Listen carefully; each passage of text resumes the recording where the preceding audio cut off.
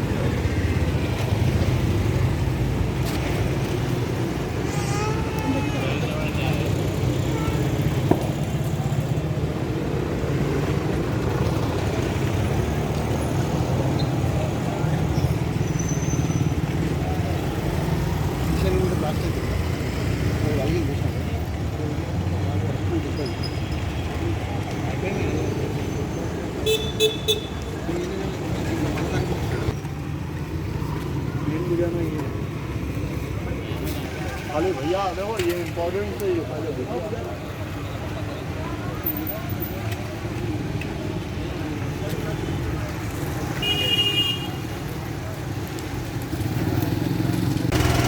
साहब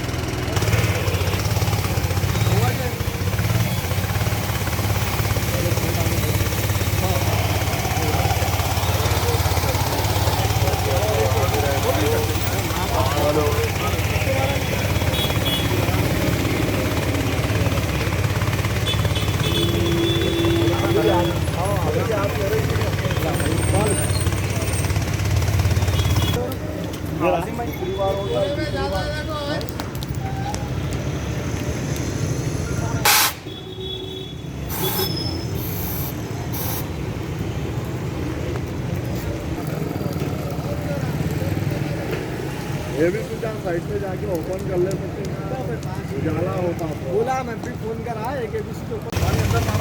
हाँ वही अच्छी बात है भाई, पूरा बुझाने के बाद फोन कर रहा हूँ जब चालू करा।